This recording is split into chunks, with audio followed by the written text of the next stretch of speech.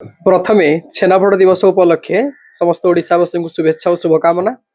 आज ये पवित्र दिवस रे छेनापोड़ कंचामाल आमदानी ठू आरंभ करिकी छेनापोड़ रप्तानी पर्यंत बहुत किसी असुविधार सम्मुखीन होगा पड़ुछि।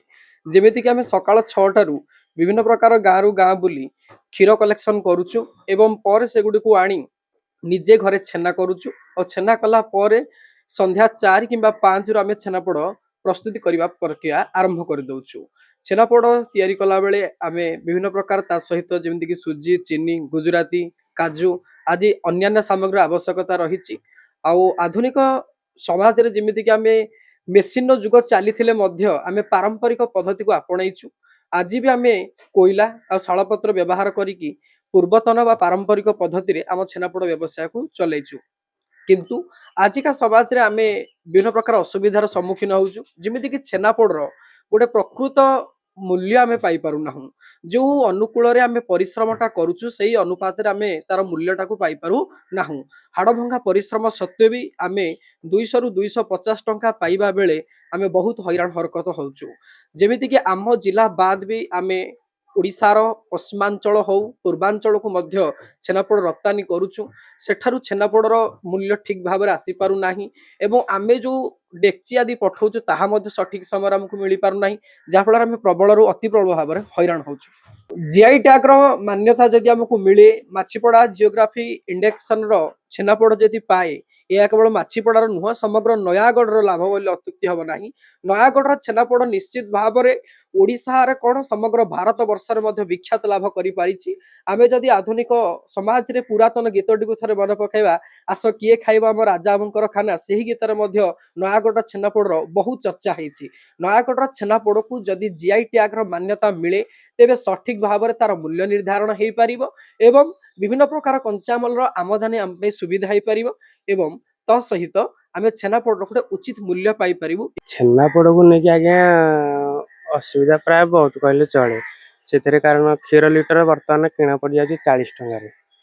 छेना अच्छी से सुजी अच्छी चीनी अच्छी विभिन्न प्रकार एवं गैस असुविधा तो आप देखुं। पुणी ओडिशार विभिन्न जगह को पठिया को पड़ुछि पोड़ निज ट्रावेल खर्च निज हाथ पुणी दवाक पड़ुछि।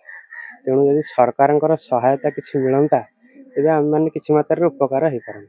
दम धार्य अनुसार आज्ञा आम जी इनभेस्ट करुचु गोटे पोड़ पिछा जी आम बिक्री करुचु लाभ किसी ना कहले चले, बहुत कम परिमाण लाभ आमको मिलूँ। क्षीर लिटर 40 टका कि छेनापोड़ लस हो बोले कम रेट दौरान अधिक रेट देले आमको पोषेबा आम गरीब लोक ना सुभद्रा पैसा आनिक क्षीर पर लगेचु एनको अधिक रेट कले लाभ भल हम आमको लाभ हम छेना छेना कटा होपर आउ थे छेनाटा गड़ा हो फेंटा हो चीनी कम सुधी देकरी चीनी छेना फेंटा हो मेसीन रे पोड़ा होची। आपण मां माने सब छेनापोड़ कोन कोन सब काम करछन?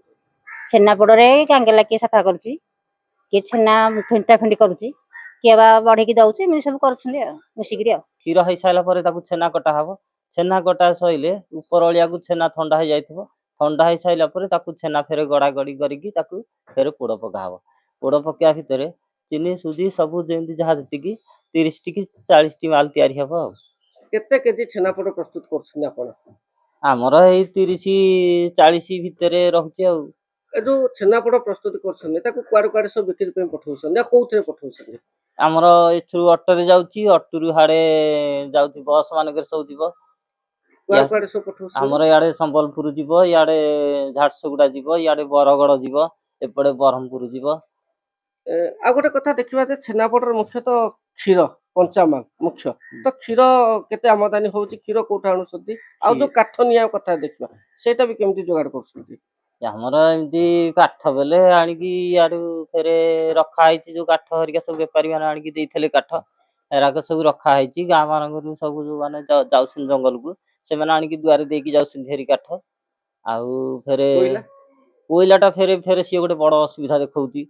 से दिन सेटा कोन गाँ मानक बुलिकी आमे कोइला आनिया को कोइला आनिला भितर आमे चुली कोइला गुराक सब घर मानकर माइझे माने रोसई करके जो दउछन जोड़े जोड़े कोइला से कोइला हमें आनिक आइला फरेस्ट माने भाई माने भाबुछन जे ए माने मुंडिया रु कोइला पोड़ी आउछन। ଆମେ ତ ମୁଣ୍ଡିଆକୁ ଯିବାର ନାହିଁ କି ମୁଣ୍ଡିଆ ଦେଖିବାର ନାହିଁ। ଆମେ ଗାଁ ଗାଁ କି ବୁଲିକି ଧରିକି ଆଇଲା ବେଳକୁ ସେମାନେ ଭାବୁଛନ୍ତି ଏରା ମୁଣ୍ଡିଆ କହିଲା ବୋଲି ସିଏ ଆମକୁ ବେଶୀ ହଇରାଣ ହରକତ କରୁଛନ୍ତି। ଆଉ ପ୍ରୋବ୍ଲେମ ହଉଛି ଏୟା ଜିନିଷ। ଗ୍ୟାସର ସମସ୍ୟା ଅଛି କି ଯଦି ବର୍ତ୍ତମାନ ଦେଖିବା? ଗ୍ୟାସର ସମସ୍ୟା ବହୁତ ଅଛି ଏବେ। ଯାହାହେଲେ ଗ୍ୟାସ ଟିକେ ବେଶୀ ଟିକେ ଅସୁବିଧା ହଉଛି। ଯାହାହେଲେ ଆମର ଗ୍ୟାସ ପଟେ ବସି ପଡୁଥିଲା ଟିକେ ବେଗେ ହେଇଯାଉଥିଲା, ଏମିତିରେ ଗ୍ୟାସ ହେଇପାରୁନି। ଏବେ ସବୁ ମେସିନ ମାଧ୍ୟମରେ ସବୁ କାମ ହଉଥିଲା। ଏବେ ଚୁଲିରେ କାମ କରିବାକୁ ବହୁତ ପରିଶ୍ରମ ହେଇଯାଉଛି। ରାତିରେ ଫେରେ ଖରା ଦିନ କୋଉ ଭଳିଆ ଗରମ, ଗରମକୁ ଇଆଡେ ନିଆଁ ଧାସ ଭିତରେ ମାନେ ଜଳି ପୋଡି ଯାଉଛି ଦେହ ମୁଣ୍ଡ। ତଥାପି ଆଉ କଣ ଜୀବିକା ଯିଏ ଛାଡି ପାରିବା କି? ଏଇ ପରିଶ୍ରମ ହଉ ପଛକେ ନିଶ୍ଚିତ କରିବାକୁ ପଡୁଛି ନା।